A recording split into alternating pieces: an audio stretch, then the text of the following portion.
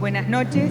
Comenzaremos este acto entonando el himno nacional, el himno del Estado de Israel, el himno de los partisanos en idioma yiddish, versión realizada por coros de varias instituciones judías de América.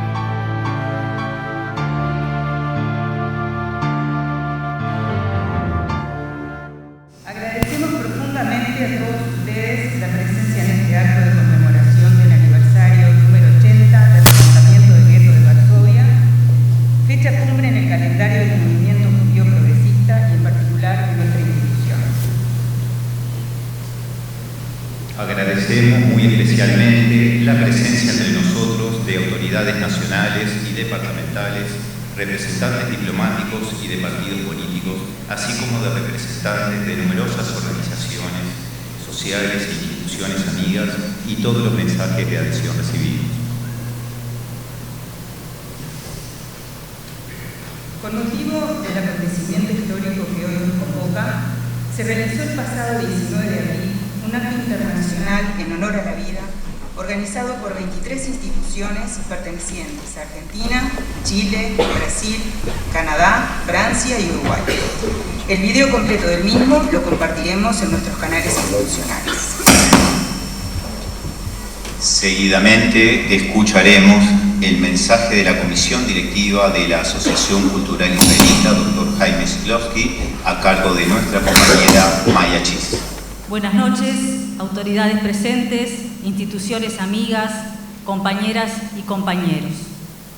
Como todos los años, nos reunimos hoy para conmemorar un nuevo aniversario del levantamiento del gueto de Varsovia.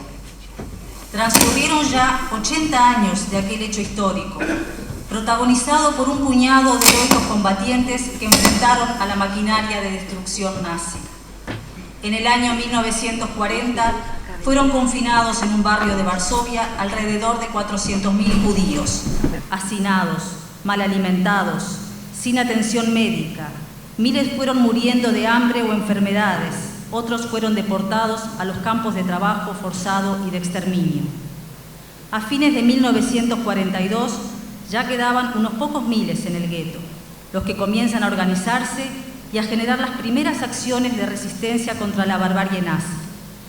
Si bien este levantamiento no fue el primero, ya que hubo otros intentos anteriores, fue el más importante por lo que duró, por lo que se logró y por su legado. Debemos destacar que a pesar de las condiciones infrahumanas en que vivían, supieron mantener una cierta actividad cultural, religiosa y de educación a sus niños y adolescentes. Estos elementos, junto a la capacidad de unirse de los diferentes sectores sociales, políticos e ideológicos que existían en esa comunidad judía confinada, fueron fundamentales pese a la inferioridad de condiciones para enfrentar al enemigo común. Estos heroicos combatientes se fueron preparando con las pocas armas que tenían, algunas caseras, otras conseguidas con la ayuda de la guerrilla polaca. La mayoría de ellos eran muy jóvenes y estaban liderados por otro joven, Mordechai Alilevich. Todos tenían un objetivo común: la lucha por la vida y por la libertad. Por su libertad, pero también por la libertad del ser humano, por la libertad de vivir en condiciones económicas, sociales, culturales, políticas e ideológicamente dignas. Este es el legado que nos dejaron. El homenaje que realizamos a los combatientes del gueto de Varsovia está siempre enmarcado bajo la consigna no olvidar, no perdonar. No olvidar es para nosotros no solo recordar el pasado, sino tener una actitud militante en el presente y de cara al futuro. Bregar por el progreso de todos los pueblos y su convivencia en paz. No olvidar es recordar el genocidio del pueblo judío, pero también el genocidio del pueblo armenio y de otros a lo largo de la historia. Es el compromiso de que nunca más sucedan estos hechos tan dolorosos para la humanidad. Hoy nuestro mundo está atravesando por situaciones de guerra, como la de Rusia y Ucrania, que ya llevan más de un año, sin que se vislumbre una salida pacífica. Guerra donde los pueblos son rehenes de intereses ajenos a ellos, en el marco de intentar el dominio geopolítico de la zona y de intereses económicos y personales. Los únicos beneficiados son los señores de la guerra, fabricantes de armas y municiones, que alimentan estos y otros conflictos que se están desarrollando. No olvidar es también estar alertas a lo que está sucediendo en muchas partes del mundo, acciones antisemitas, xenófobas, racistas y resurgimiento de movimientos terroristas. Vemos la conformación de partidos políticos de ultraderecha que adquieren representación parlamentaria e influencia en el gobierno de varios países. No perdonar no es una expresión de odio irracional, es la necesidad de que los hechos que enlutaron a la humanidad toda, no solamente al pueblo judío, no se repitan y que sean juzgados aquellos que participaron en forma directa o colaborativa. En junio de este año se cumplen 50 años del golpe de Estado en nuestro país. Durante 13 dolorosos años, miles de mujeres y hombres fueron perseguidos, encarcelados, sistemáticamente torturados y muchos de ellos desaparecidos. Otros muchos tuvieron que exiliarse para no caer en manos de la dictadura fascista. La historia reciente nos señala que violaciones a los derechos humanos siguen impunes. Siguen desaparecidos cientos de mujeres y hombres asesinados durante la dictadura vernácula y en otras de nuestro continente. Siguen sin ser juzgados los culpables de estos hechos. Sus familias tienen el derecho a poder saber dónde están sus cuerpos y tratar de cerrar este doloroso capítulo de sus y nuestras vidas. El próximo 14 de mayo se cumple el 75 aniversario de la creación del Estado de Israel. Reafirmamos nuestro histórico compromiso de defender su existencia y democracia. Las últimas elecciones dieron lugar a una coalición gobernante integrada por una alianza ultraconservadora, incluyendo radicales religiosos que buscan impulsar una reforma judicial que puede poner en peligro las bases republicanas del Estado, poniendo en riesgo el respeto por las minorías y promoviendo el extremismo en el conflicto Israel-Palestina. Es por ello que cientos de miles de ciudadanos israelíes de distintos ámbitos del espectro político y social han salido a las calles en marchas inéditas en defensa de su democracia y para decirle no a la reforma judicial, frenando hasta el momento la concreción de la misma. La política del nuevo gobierno se retroalimenta con la violencia en los territorios ilegítimamente ocupados, debilitando así a sectores más moderados y fortaleciendo, paradójicamente, a los grupos más extremistas y radicales palestinos, como Hamás, para los cuales la desaparición de Israel es su objetivo declarado. Tras el argumento de la seguridad nacional, lo único que se ha logrado es generar más terror e inseguridad en las poblaciones civiles palestinas e israelíes, verdaderas víctimas del conflicto. Condenamos todo tipo de acciones violentas y terroristas, vengan de donde vengan, que enlutan a familias israelíes y palestinas y entorpecen las posibles soluciones pacíficas. Una espiral de violencia que hace que nuestras históricas consignas de negociación para el logro de la consigna dos pueblos, dos estados, tras las fronteras del año 1967, parezcan ser tan solo una utopía, un horizonte que se aleja y que solo nuevas generaciones podrán volver a intentar. Nuestra institución tiene una ya larga historia en la defensa de la dignidad humana en todos sus aspectos. La lucha por la paz, la igualdad y el progreso es nuestro compromiso con el presente y el futuro.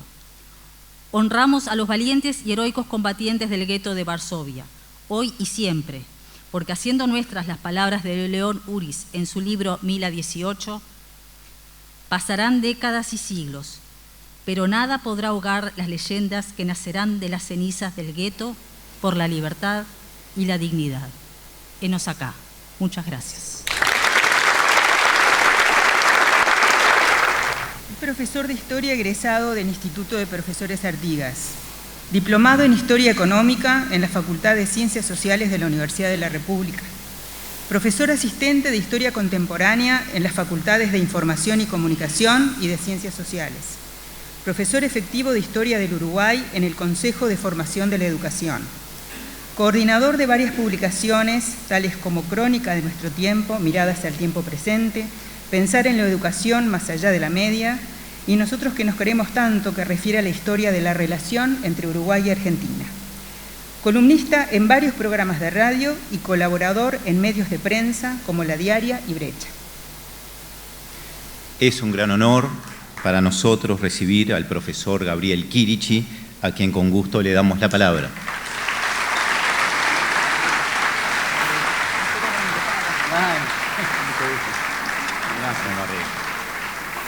Traje unas palabras escritas porque la ocasión lo amerita, pero ya les digo que precisamos ese himno de los partisanos traducido, por lo menos para las clases de historia.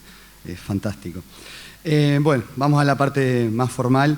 En principio, decirles que es un honor y un muy gran compromiso poder compartir con ustedes una reunión que es de memoria y futuro. Quiero saludar especialmente a la comisión directiva de Chiclosky, también a su juventud y obvio, a todos los presentes que se han reunido aquí para homenajear la vida, la lucha por la libertad y por la igualdad entre las personas. Yo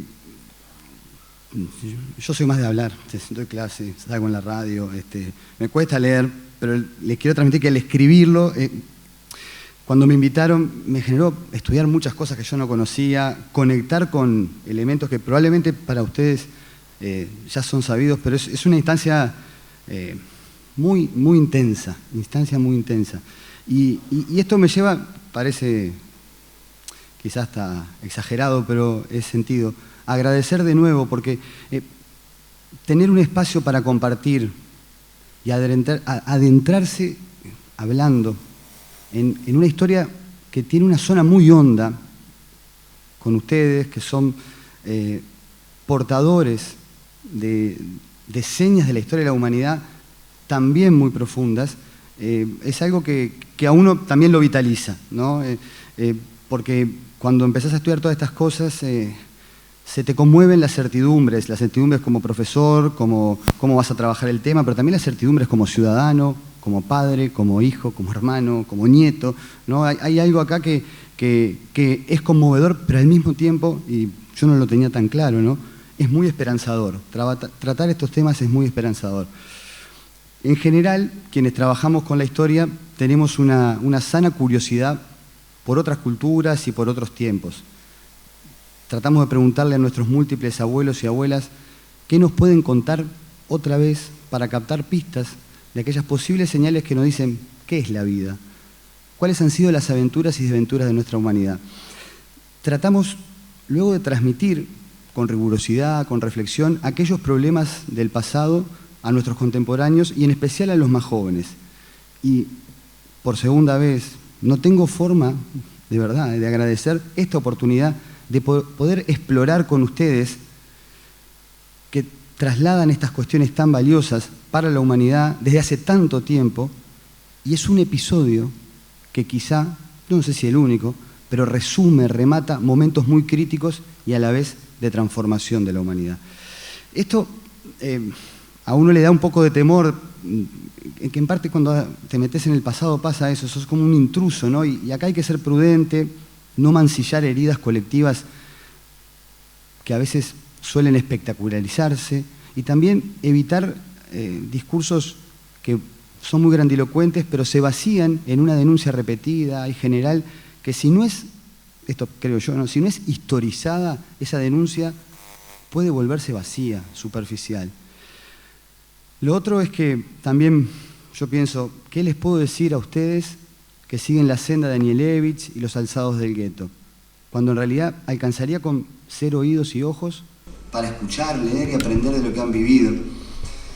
Y esto lo engancho con lo que, bueno, creo que puedo compartir acá, ¿no? Y es la mirada de un profesor de historia que le interesa mucho la historia contemporánea y que capaz que puede ayudar a pensar un poquito más juntos qué lugar ocupó el alzamiento del gueto, ¿no? En la historia, por lo menos del siglo XX. Y yo quisiera poner este foco, perdón, a uno le sale como que, me siento como que cuando voy a empezar a dar una clase y sé que no, porque acá saben mucho de este tema, eso es lo que a mí me genera como cierta, ¿no? Ida y vuelta, ustedes me entenderán, pero bueno, para mí, esto, y para charlarlo, ¿no? El alzamiento del gueto debe contarse entre las primeras derrotas del nazismo y de los totalitarismos del siglo XX. Así como también es un antecedente inmediato de los procesos de lucha popular por la autodeterminación de los pueblos en contra del racismo y las políticas de odio, que además fue protagonizado por hombres y mujeres que sin ser un ejército regular lucharon contra la tiranía. Esto me parece un punto clave, porque muchas veces ustedes han visto, se ha dividido el siglo XX en dos partes, ¿no? Esto, siguiendo a Hobsbawm, el gran historiador británico, hay una parte, obviamente que esto es una perspectiva europea, ¿no?, que se llama Era de las Catástrofes, de 1914 a 1945, ¿no?, donde lo que predominó, bueno, fueron las catástrofes, no los tsunamis, provocadas por las sociedades industrializadas y por el colonialismo, el totalitarismo y el racismo, ¿no?, y las dos guerras mundiales. Y una segunda etapa que sería del 45, bueno, la finalización del siglo XX, esto es un debate entre historiadores, ¿no?, pero algunos dicen hasta la caída de la URSS o fin de la Guerra Fría, otros hasta la caída de las Torres Gemelas, pero esa segunda etapa es una etapa mucho menos conflictiva en términos internacionales. No es que no haya habido problemas, pero la etapa posterior a la era de las catástrofes estuvo más marcada por el intento de crear una Corte Penal Internacional, estar de acuerdo con ciertas condiciones por lo menos compartidas en torno a los derechos humanos. Ese nacimiento de la segunda etapa tiene, entre otros puntos, el alzamiento del gueto de Varsovia. Me parece que ahí hay una irrupción que muchas veces no se tiene, por lo menos yo también me confieso un poco, ¿no? Cuando damos los temas de historia a veces es cuando termina la Guerra Mundial que parece que las cosas empezaron a cambiar. Sin embargo, dentro de la propia guerra hubo un cambio, ¿no? Y uno de esos cambios fue el alzamiento del gueto. Para fundamentar esto, voy a ampliar un poquito la reflexión, ¿no?, a la cuestión que me parece ineludible de las violencias masivas. Porque el alzamiento se da en un contexto que sin duda muchos conocen, pero también hay mucho estudiado sobre esto que me parece que está bueno compartir, ¿no? Los genocidios se dieron en un marco de discriminación generalizada. En general, su origen se vincula con la combinación del colonialismo y la industrialización del fines del siglo XIX. La posibilidad de organizar, esto también hay que pensarlo, ¿no?, industrialmente los sistemas de represión, traslado de población masivo, armas de destrucción ineludibles, generó un potencial de dominio y destrucción que aumentó las prácticas de barbarie contra los pueblos colonizados, en especial en África. Esto ya entrando en el siglo XX con el primer genocidio, el genocidio del Congo, ¿no? Y también entre las sociedades de Eurasia, porque después la catastrófica Primera Guerra Mundial asesinó a 10 millones de personas y entre ellas, ya sabemos, ocurrió otro genocidio, en este caso contra el pueblo armenio. Entonces, las barbaries mecanizadas, industriales, adquirieron mayor dimensión todavía con los totalitarismos y luego con la Segunda Guerra Mundial, ya 60 millones de personas asesinadas. Entonces, en aquel marco tan tremendo, con la Shoah en marcha, la barbarie moderna parecía incluso triunfar. Y sin embargo, el gueto se levantó. Acá recurro al historiador Todorov, que plantea una distinción importante para analizar la barbarie. Hay acciones bárbaras, aquellas que deshumanizan a otros, por la justificación que sea, racial, religiosa, de clase, territorial, de género. Pero Todorov dice, no hay culturas o personas bárbaras per se. Lo que ocurre es que en ciertos momentos, en algunas sociedades, se convierten en hegemónicos comportamientos bárbaros hacia otros. No se puede atribuir de forma esencialista la barbarie a un pueblo, a una sociedad. Sí se la puede identificar con algún tipo de régimen o en posturas practicadas con fanatismo, sea individual o colectivo, en la medida que éstas deshumanicen a otros. El nazismo, el colonialismo, el racismo, la esclavitud, el fanatismo religioso fueron y son actitudes bárbaras disfrazadas de superioridad que adjudican una categoría infrahumana a otros, a millones de personas, a decenas de colectivos. El problema es que fueron populares. Y esta popularidad se explica en parte por actitudes fanáticas hijas del miedo, por la violencia cotidiana instalada por las guerras, también por la represión traumática de experiencias colonialistas y por la extensión, esto me preocupa muchísimo, creo que a todos, de formas de propaganda y educación dogmática en la que los discursos de odio pasan a ocupar un lugar destacado en la vida pública, legitimados desde el poder. Estos sistemas potencian la ignorancia como virtud, en tanto no reconocer la humanidad del diferente se presenta como un valor social de jerarquía, cuando en realidad sabemos que es al revés. El fanático tiene incapacidad para ejercer la empatía, pero su brutalidad se exorciza parcialmente con su deshumanización, que no es capaz de encontrarse con otros. Entonces la destrucción, la pulsión de muerte y el goce en la humillación se convierte en un mecanismo casi insaciable, como el de que aquel que va y quiere calmar su sed con agua salada. Y sin embargo, lo impresionante del gueto, como paradigma de una sistemática teatralización del horror, es que fue una escalada que parecía no tener punto de retorno. Primero encerrados por razones sanitarias, marcados con distintivos cual clase subhumana, humillados y robados, pero aún vivos, en pésimas condiciones, luego esclavizados, con la complicidad del complejo industrial capitalista alemán y parte de la sociedad europea que a lo largo de toda la ocupación nazi se dedicó al pillaje de los bienes judíos y a la utilización como mano de obra colonial dentro de Europa. Y tras esto, la solución final. A mediados del 42 comenzó lo que se llama la Gran Deportación, ingenieros y arquitectos, también algunos científicos nazis, construyeron los peores dispositivos concentracionarios de exterminio que la humanidad recuerde. Verdaderas ciudades industriales de la muerte masiva, es una cosa increíble. Y para allí comenzaron a marchar miles de habitantes del gueto por día. En menos de 2 meses la población se vio reducida a la mitad, de 450.000 inicial a menos de 200.000. Terrible situación, que además mucha de la población del gueto no podía creer que volvieran a vivirse, y en un grado superior de horror, los tiempos de los pogromos o de las violencias contra Dreyfus en Francia. Ya había noticias con lo que había pasado en Babi Yar, el barranco de Kiev, donde nazis y nacionalistas de Ucrania ejecutaron masivamente y en público a 35.000 judíos de la ciudad. Pero cámaras de la muerte colectiva, ¿cómo imaginar que la avanzada y culta Alemania podía llevar adelante tal plan? ¿Cuándo esperar que renacieran las peores formas de odio al judío en parte de las sociedades como las bálticas o las polaco-ucranianas que colaboraron, en parte, con el nazismo? ¿Qué hacer y sentir ante la inacción internacional de otros pueblos y países liberales que no corrieron en su ayuda? Y para peor, ¿qué esperar de una Europa que entre el 39 y el 41 no le había infligido una mínima derrota a los nazis en los campos de batalla? Una respuesta genérica, tentativa, para tratar de entender, es que la dinámica de la militarización y la brutalización de las relaciones sociales en estos contextos de guerra generaron mucha deshumanización. Los soldados, la violencia en los discursos políticos, la celebración pública por tener mejores armas, la invención de amenazas y enemigos permanentes como parte de una propaganda pública, justificaba las violencias de los otros y sus indiferencias. Quizá aquí hay una clave para tratar de pensar la extensión social de la barbarie. Y la historia muestra que todo intento por apaciguar o contener a los comportamientos bárbaros para evitar males mayores no termina sino postergando un desenlace de lucha.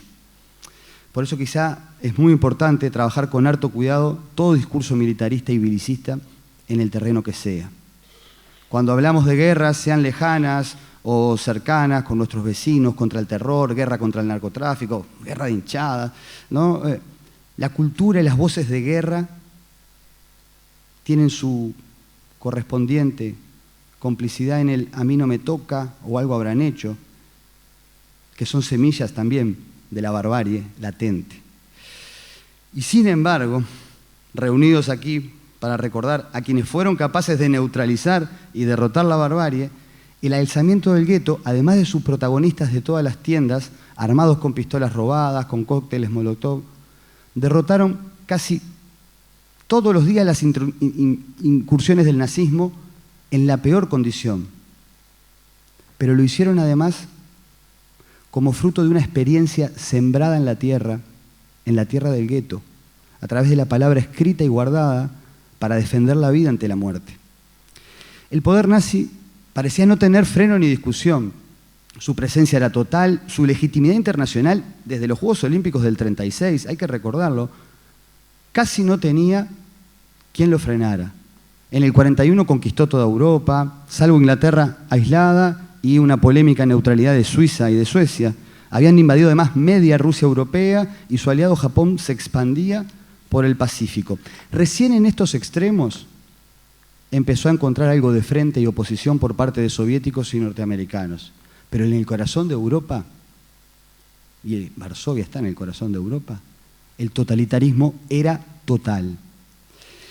Y en ese marco de dominio absoluto, con la gran deportación en marcha, hasta con vaciamiento de orfanatos, miles de familias todos lo saben, ¿no? Decir esto, pero hay que repetirlo, encajonadas en vagones de trenes de la muerte, el gueto iba quedando semidesierto. Miles de clandestinos trataban de sobrevivir y no ser llevados. La muerte fuera, la muerte dentro. Cuando uno repasa imágenes, se puede respirar. Y sin embargo, hay algo que las imágenes no muestran, que en las películas no se ve. Hay palabras que valen más que 1000 imágenes. Y quizás quizás por ser, como decían los musulmanes tolerantes en la Edad Media, el pueblo del libro, los judíos en el gueto comenzaron a escribir y enterrar documentos sobre la vida en esa cárcel urbana que era maquinaria racista. Bueno. Escribieron y enterraron bien guardados para que la palabra de los judíos, que quizás sabían que iban a morir, nos esté diciendo hasta el día de hoy, queremos vivir. Justo cuando quedaban 50.000 personas, 50.000 documentos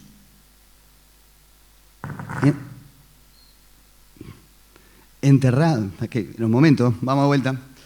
Se fue el ruido. No, porque me parece que el número es increíble. Justo cuando quedan 50.000 personas, nos enteramos después que había 50.000, porque no se encontró un lugar todavía, pero 50.000 documentos enterrados abajo, el gueto que está siendo liquidado, y ahí se da el alzamiento, ¿no?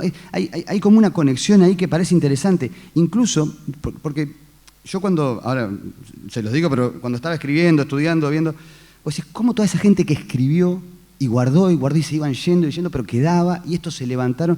Y creo que ahí pasa algo, ¿no? Que obviamente uno no lo vivió, pero se transmite, se vive, se recuerda, y esto es lo que tienen también las ciencias sociales. Uno puede llegar a tener la capacidad de empatizar y conectar con aquel que no está, pero se imagina lo que vivió, ¿no?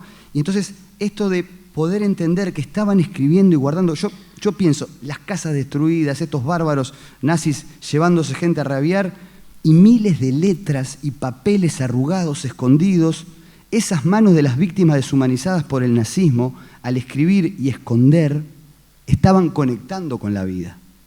Quienes en realidad ya estaban medio muertos eran los nazis.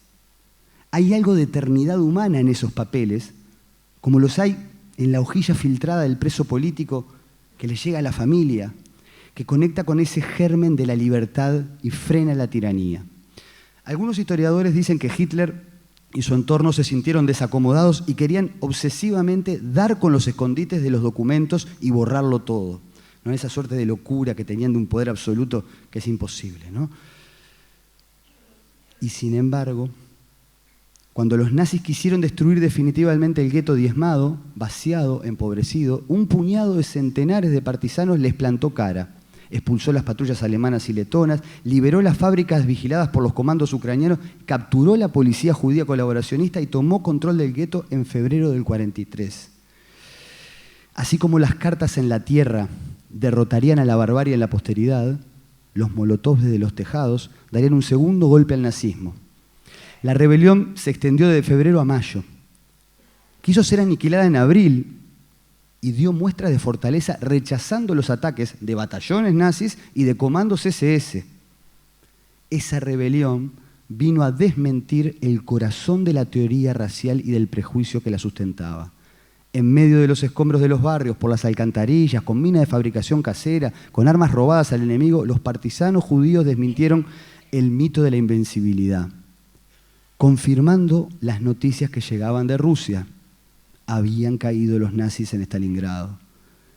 La gesta, coordinada desde Mila 18, esa mítica calle en cuyo subsuelo se reunía la jefatura de la Azov, mostró cuadra a cuadra, casa a casa, que los judíos luchaban.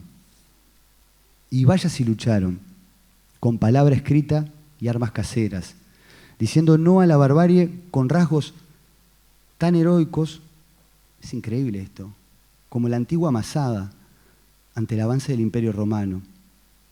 Estos alzados del gueto desmintieron otro mito, aquel de que eran menos humanos, que estaban derrotados y que por ello no se atrevían al combate. La barbarie se hacía espejo en la cara del nazi. En la propia sede elegida para ser ejemplo de purificación racial, los nazis no pudieron dar batalla de frente contra los judíos. En su obsesión por quemarlo todo, gasearlo todo, dinamitaron el gueto, luego incendiaron la sinagoga principal de Varsovia como victoria. No pudieron pelear cara a cara. La palabra escondida, los últimos disparos del Sov, los fugados a los bosques que luego rescatarían los documentos ocultos, dieron otra derrota al nazismo. Resistir y apostar por la vida es una de las facetas en las que el alzamiento del gueto de Varsovia nos da una de las más bellas páginas. Escribir para vivir. leer para intentar entender y conectar, luchar contra la deshumanización, educarse en dignidad, la rebelión del gueto, en la última situación desesperante, tiene aquello, perdonen, pero yo lo sentí así en medida que estaba escribiéndolo, de la canción de la Vela Puerca. Cuando todo parece perdido es cuando hay que poner. Y esa lucha, la de los partisanos, la de otros grupos también que participaron en unas coordinaciones de la resistencia judía increíbles, y la lucha de la palabra guardada, bajo 7 suelos, que revive en tantas personas y culturas, es para recordar y celebrar. Creo que además, no solamente es de los partisanos, sino que es de todas y todas las personas que tenemos una perspectiva de libertad e igualdad. Pienso en los pueblos originarios de nuestra América, cuando recuperan su palabra y sus dioses prohibidos, o en los quilombolas brasileños, afroamericanos que guardaron oralmente, tras siglos de genocidio esclavista, otro genocidio que hay que reconocer, guardaron su cultura. O pienso también, como recordaban recién, en los luchadores sociales de los años 60, que supieron resistir el autoritarismo y nos legan hoy, entre tantas cosas, valorar la vida como espacio de convivencia, democracia y pluralidad. En todos ellos, y en tantas más que resisten a la opresión, hay una búsqueda por conectar la trascendencia vital que supere la barbarie. Tan poderosa es esa búsqueda que incluso tiene la capacidad, esto es increíble, de rehumanizar al bárbaro. Recuerdo por un segundo a Mandela y a Desmond Tutu, quienes también, tras casi un siglo, otro totalitarismo, el totalitarismo del apartheid sudafricano, ofrecieron desde su filosofía tradicional el Ubuntu, soy porque somos, para una vida democrática y de reconciliación. El Ubuntu de Mandela quizás es la melodía del pianista que entre las ruinas hace que el nazi se humanice y le traiga comida. Por eso, cuando el mundo se enteró que había molotovs y resistencia en Varsovia, algo en la humanidad respiró diferente. Cuando se desenterraron los documentos, la humanidad recuperó a sus judíos perdidos. Como dicen las tradiciones mexicanas, muere quien es olvidado y nuestros recordados, vaya milagro, vaya realidad, estarán con nosotros siempre. Jorge Drexler, en una hermosa pieza, recordó las manos y la música del pianista. Otros quizá podemos encontrar que nuestras manos serían las de quien escribía una nota secreta, las de un médico que acompañaba hasta el final a sus niños en un tren, o las de quien arrojaba una molotov libertaria. Y esas manos son judías, son polacas, son partisanas, son resistentes, son antinazis, son plurales. Recordemos también que hubo circuitos clandestinos de ayuda y apoyo de toda procedencia. Son manos de todas y todos los que enfrentan la barbarie. Con ellas seguiremos escribiendo, haciendo futuro.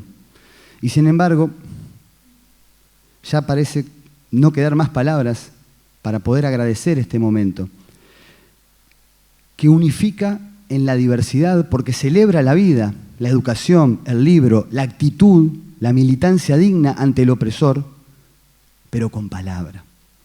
Por eso insisto, con un aspecto que, bueno, para mí es muy caro, y creo que la clave de la lucha cotidiana contra cualquier barbarie está en una mejor educación en pluralidad. Educación, palabra, dignidad van de la mano para seguir navegando juntos y en diversidad. En esta aventura, que desde la historia queremos seguir preguntando y conociendo qué es la vida, podemos celebrar reconociendo el dolor, pero sabiendo que cuando se pone todo, la vida puede más. Y esas manos plurales son las que escriben vuestra y nuestra historia.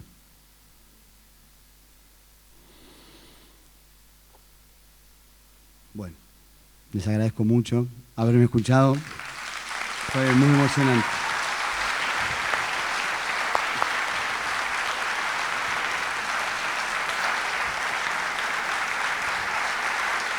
Ahora...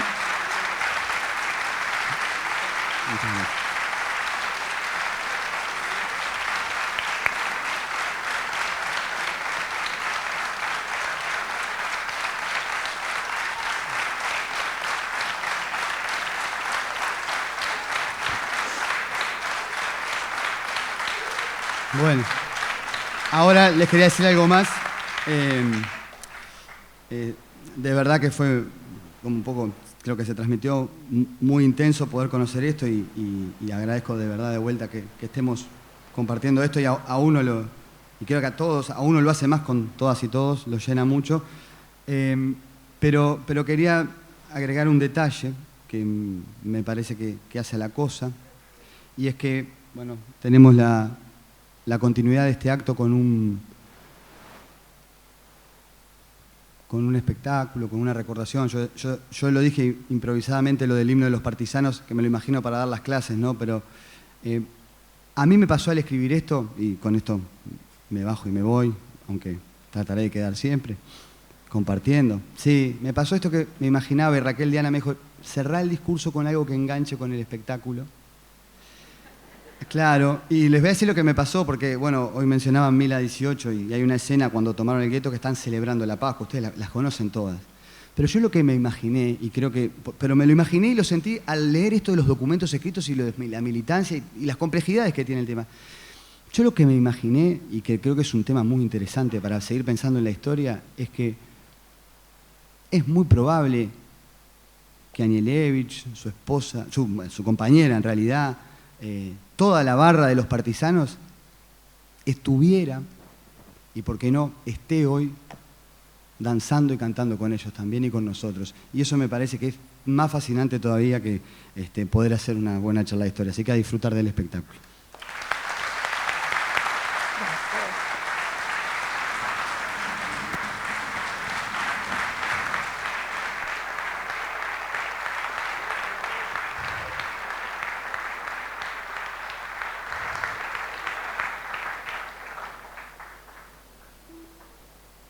Sí, habrá que hablar, ¿no? Pensaba toda muy conmovedor todo lo que dijo Gabriel, pero las cosas que no nos contamos, ¿no?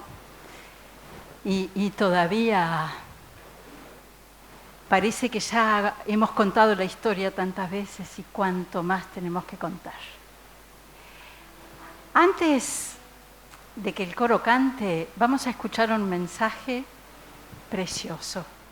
Hola, soy Jorge Drexler.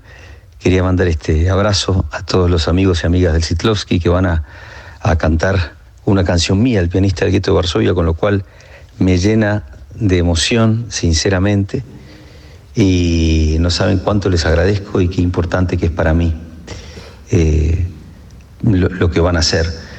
Y qué importante es rememorar el 80 aniversario del levantamiento heroico y maravilloso del gueto de Varsovia, que generó tantas consecuencias y que marcó un hito ético en nuestra historia. Muchísimas gracias y les mando un abrazo muy grande. Chau, chau.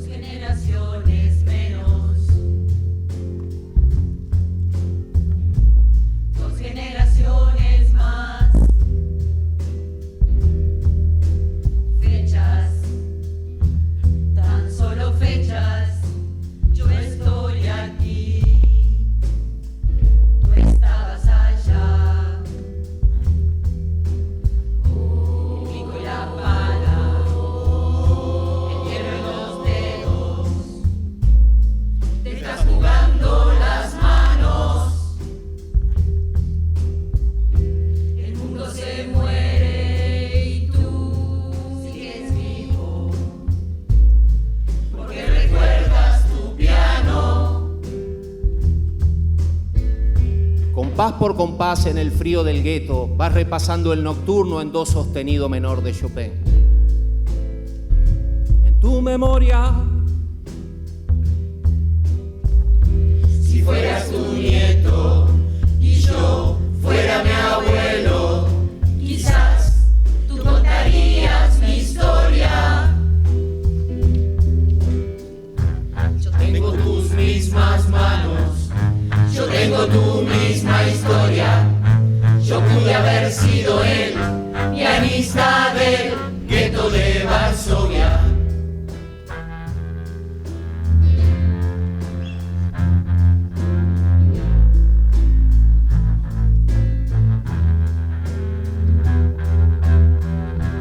Dos generaciones menos. Dos generaciones más. Fechas. Tan solo fechas. Yo estoy aquí. Tú estabas allá. El mundo no aprende nada. Es analfabeto. Suena tu piano solo que en otros guetos. Si yo estoy afuera y tú estabas adentro, fue solo cuestión de lugar y de momento. Yo tengo tus mismas manos, yo tengo tu misma historia. Yo pude haber sido el pianista del gueto de Varsovia. Yo tengo tus mismas manos, yo tengo tu misma historia. Yo pude haber sido el pianista del gueto de Varsovia. Yo tengo tus mismas manos, yo tengo tu misma historia. Yo pude haber sido el pianista del gueto de Varsovia. Yo tengo tus mismas manos, yo tengo tu misma historia. Yo pude haber sido el pianista del gueto de Varsovia.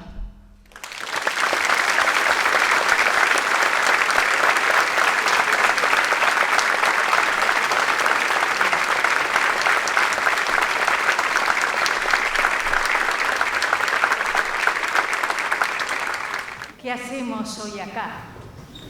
Un acto, sí, una ceremonia, en la que habrá flores, puños en alto, lágrimas, abrazos. Vinimos a estar juntos y juntas, suspendiendo el tiempo, el de antes, el de ahora, deteniendo cada momento para cuidarlo, para contarlo, para que no se olvide nada. Y pienso en lo mucho que no nos contamos. Hace un momento estaba aquí presentando a Perla Heicher. ¿Estás por ahí, Perla? ¿Perla? ¿Dónde? Por allá. Y yo pensaba, cuando teníamos 15, 16 años, un día se llevaron preso a su papá. Y Perla no me lo dijo. O yo no lo escuché, o me olvidé, y no hablamos. Y pasaron los años, y hace muy pocos días me di cuenta que las dos teníamos 16, y no hablamos de su dolor. Entonces, en este momento, Perla, perdón, y aquí estamos hablando de ella y de tantas cosas.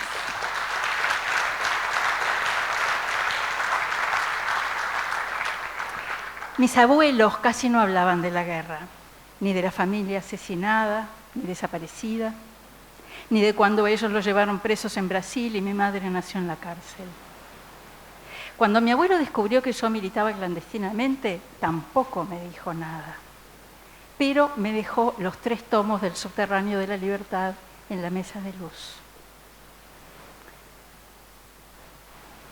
Cuando los milicos allanaron mi casa, nuestra casa, mi abuela, que tampoco decía mucho, se sentó en la cama, ella ya estaba enferma, y los enloqueció a los milicos hablándoles en yiddish, insultándolo seguramente durante todo el procedimiento. Todos los tiempos y todas las formas de lucha. Y todo lo mucho que tenemos que hablar todavía. Aquí, en el Kinderclub, fue cuando escuché hablar por primera vez de Janusz Korczak. Me pareció una historia tremenda, la más terrible que había escuchado hasta ese momento. Y no me cayó bien el maestro, ¿no? Ese que fue con los niños a morir. Recién pasado el tiempo, pude volver a pensar en eso, entenderlo, lo sigo pensando, sigo sin entenderlo del todo. Y supe, además, que Korczak fue un maestro y un pedagogo muy importante. Fue nada menos que el que posibilitó que existan ahora los derechos de los niños, que consideraba a los niños personas. Ahora voy a invitar a Marcos Flack. No estoy para ser amado y admirado, sino para actuar y amar, decía Janusz Korczak. Amar a las personas, cuidarlas, cuidar el mundo. Traigo un manojo de ilusiones. Siempre hay que tener alguno en la mano. Siempre. Y una invitación para un concierto y otra para la representación de una obra de teatro. Una locura, ¿no? ¿Cómo puede haber música, teatro, poesía en medio de tanto horror? El arte no existe en el espanto, pero aquí la lucha para que no nos quitaran lo más importantes era ser personas. Y esa lucha no era una locura, al contrario, éramos esqueletos ambulantes, nos roían todas las enfermedades, pero éramos personas. A veces no es solo cuestión de cantidad de calorías, sino de cantidad de cultura.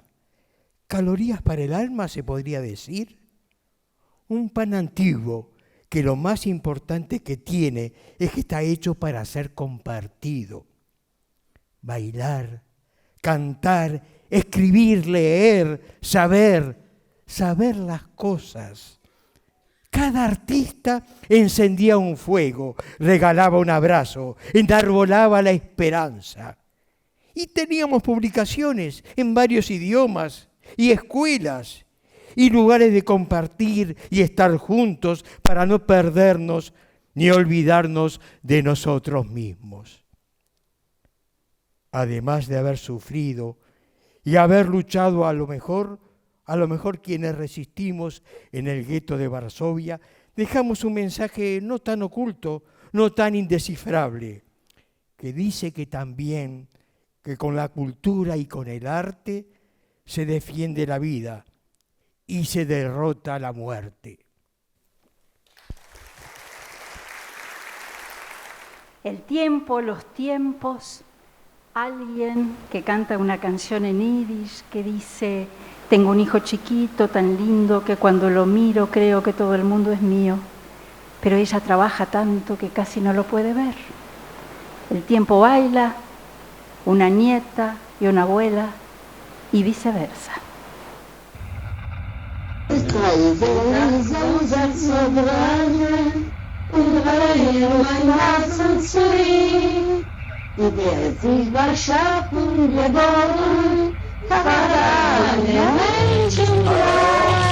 Czy nas słyszycie? To nasz ostatni...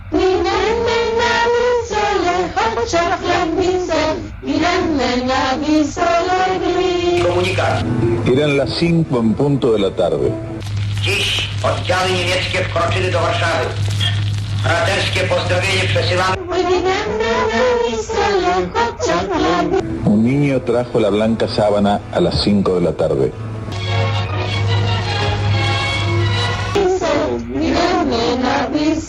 Żołnierzom polskim polskim walczącym na... Lo demás será muerte y solo muerte a las 5 de la tarde.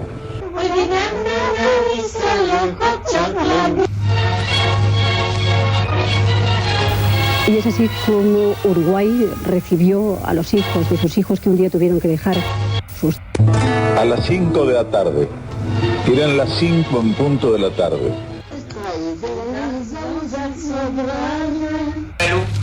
I wszystkim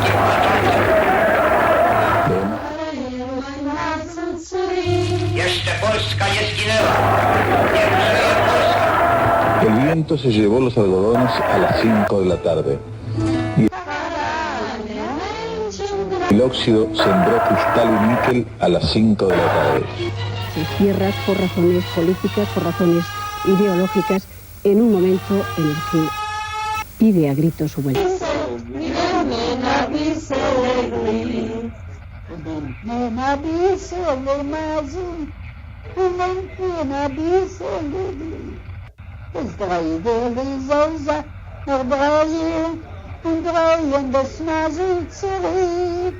Die Welt ist bei Schatten geboren, verraten die Menschen gleich. Übernimmt man ein bisschen, kurz noch ein bisschen, übernimmt man ein bisschen Lieb.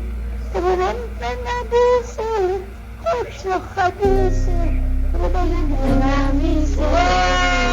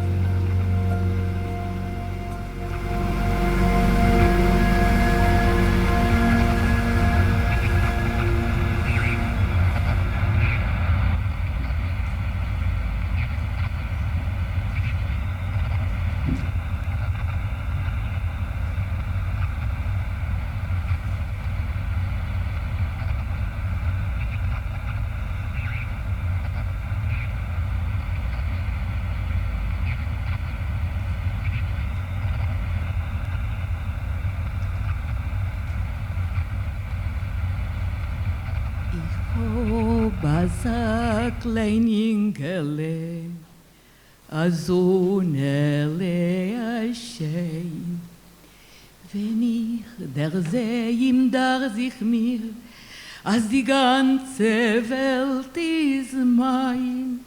Wenn ich der See ihm dar sich mir, als die ganze Welt ist mein. Nur selten, selten seh ich ihn, mein Scheinem, wenn wacht. Ich treff ihm ständig schlafendig, ich seh ihm nur bei Nacht. Ich seh ihm ständig schlafendig, ich seh ihm nur bei Nacht.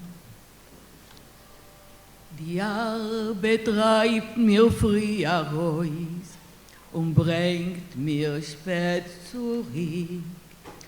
Oi fremd ist mir mein eigen Leib, oi fremd mein Kindsblick.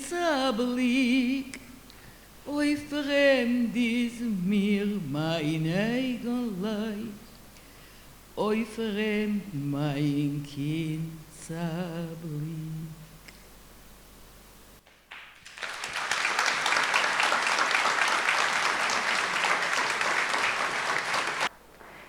Contar la historia 1000 veces, contar cada detalle, contar lo que le pasó a personas diferentes, a este niño, a esta niña, a este muchacha, a este viejo, a este joven.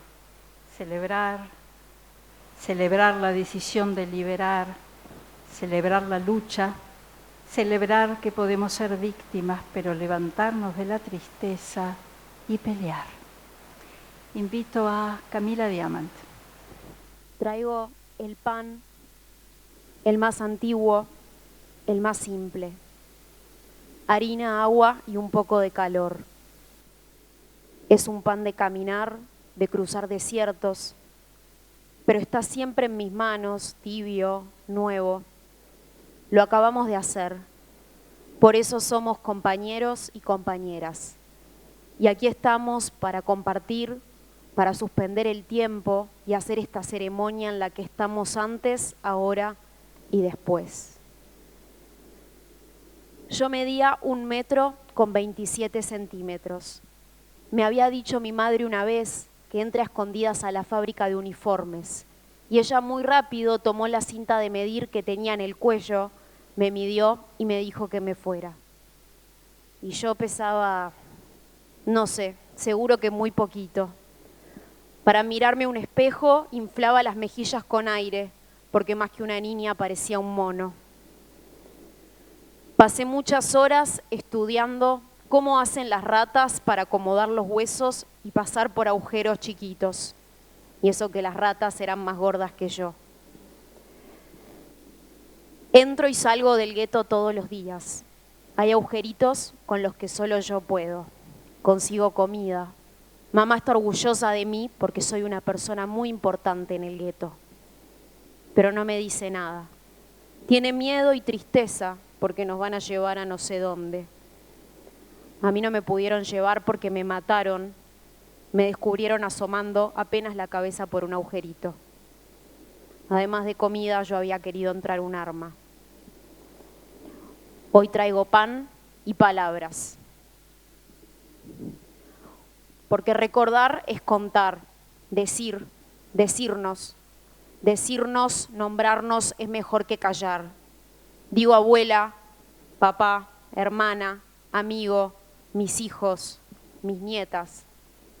Traigo el recuerdo de las luchas, de quienes combatieron allá en el gueto de Varsovia, de quienes resistieron allá y acá. Vine a compartir la dignidad y el homenaje. Vine con las espinas y las flores a recordar el dolor y el coraje. Hoy una niña que no me conoce me va a traer una flor.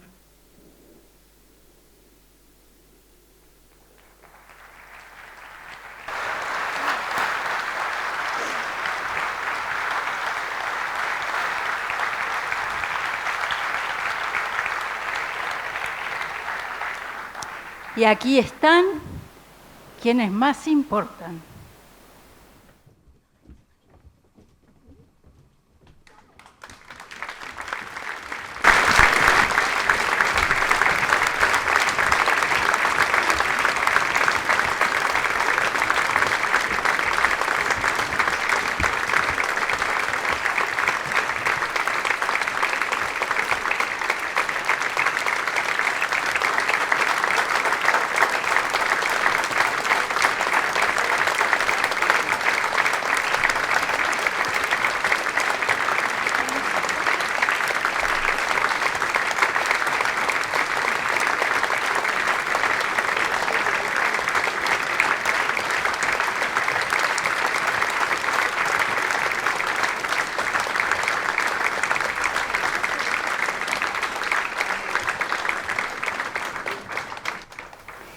ni olvido ni perdón, y nunca más. Nunca más terrorismo de Estado.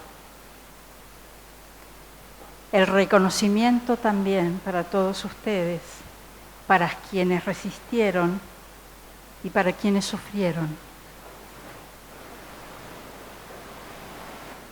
Voy a nombrar a algunas personas que durante la dictadura estuvieron presos y fueron torturados, como Phil Shapira, Alejandro Lextreger, Julio Edelman, Abraham Heicher, José Wollman, Boris Furman, Luis y Jorge Stolovich, Jaco Fried, David Fried, Jaime, Julio y León Lev, Rubén Weisrup, Charna Furman, Elías Tulovich, Raúl Feldman, Bernardo Ioffe, Miriam Greiger, Rosa y Sara Lichtenstein.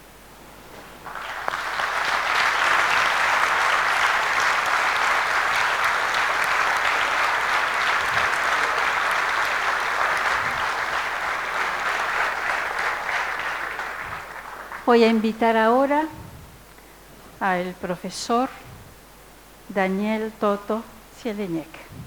Traje un puño en alto. Hubiera querido traer una vela también, para alumbrar, celebrar y recordar. Pero no sirve. En el sótano donde estamos no enciende. Casi no hay oxígeno. Pero nos organizamos, hacemos planes. A partir de ahora vamos a adoptar la táctica de los partisanos. 3 grupos de combatientes se van a desplazar hoy. Las armas de corto alcance no nos sirven. Lo que no necesitamos urgente son granadas, rifles, metralletas y explosivos. Es imposible poner en palabras lo que pasa, pero sí es claro que lo que pasó fue mucho más de lo que pudimos haber soñado. Los alemanes tuvieron que escapar 2 veces del gueto. Uno de nuestros grupos resistió durante 40 minutos y otro más de 6 horas. Varias compañías nuestras atacaron a los alemanes dispersos. Siento que grandes cosas están sucediendo. Va a haber muy pocos sobrevivientes. Todos los demás habrán de sucumbir tarde o temprano. Pero ser escuchados más allá de las murallas del gueto nos alienta en la lucha. Que la paz sea con ustedes. Que nos volvamos a encontrar. El sueño de mi vida se hizo realidad. Aquí está la resistencia judía armada. Fui testigo de la magnífica y heroica lucha. Esta es la última carta de Mordejai Anilevich. Los nazis mandaron quemar el gueto. No quedó nada. Pero lo que quisieron hacer desaparecer no desaparece. La lucha no se olvida. Toda la tierra es tumba y nuestros corazones su recuerdo vivo. No vamos a olvidar, no vamos a perdonar. Por la paz, por la justicia, estamos acá, presentes con nuestro dolor, nuestro pesar. Y donde sea nuestra sangre salpicó, surgirán el heroísmo y el valor.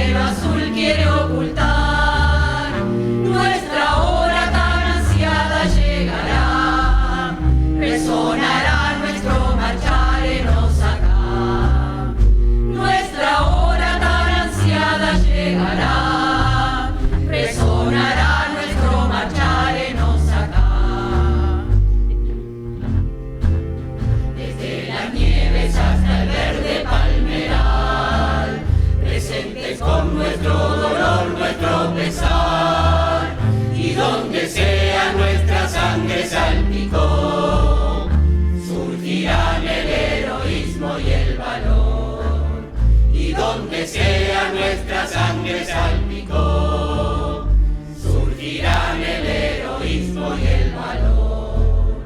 El sol mañana nuevamente brillará, en el ayer nuestro verdugo quedará. Si demorara en asomar al alba el sol, sea consigna para siempre esta canción. Si demorara en asomar al alba el sol, sea consigna para siempre esta canción.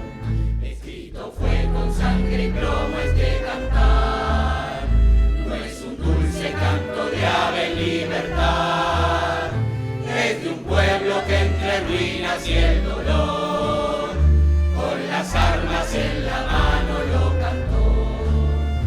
Es de un pueblo que entre ruinas y el dolor, con las armas en la mano lo cantó. Pues nunca digas esta senda y la final, cielo promiso al cielo azul quiere ocultar. Nuestra hora tan ansiada llegará, resonará nuestro marchar en Osaka. Nuestra hora tan ansiada llegará, resonará nuestro marchar en Osaka.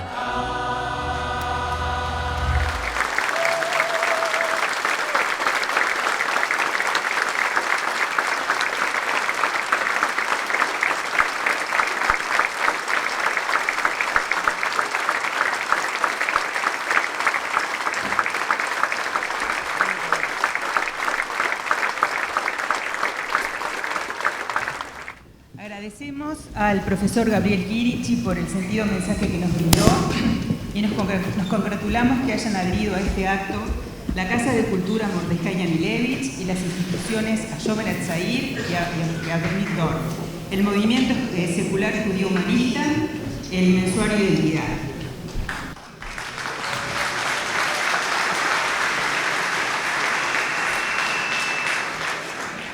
Agradecemos la gran cantidad de adhesiones y mensajes recibidos para este acto, entre otros. Señor Luis Puig. Diputada Cristina Lustenberg. Doctor Héctor Lescano. Señor Milton Romani. Mesa Política del Frente Amplio. Casa de Cultura Mordejai Yanilevich y Movimiento Juvenil Ayomer Atzair del Uruguay. Intersocial B. Doctor José Bayardi. Institución Teatral El Galpón. Señor Fernando Pereira, presidente del Frente Amplio. Senador José Núñez. Diputado Eduardo Antonini. Y Asociación de Profesores de Historia del Uruguay. Yo particularmente voy a agradecer a Raquelita Diana sus cariñosas palabras. Muchas gracias, Raquel. Muchas gracias a todos los presentes.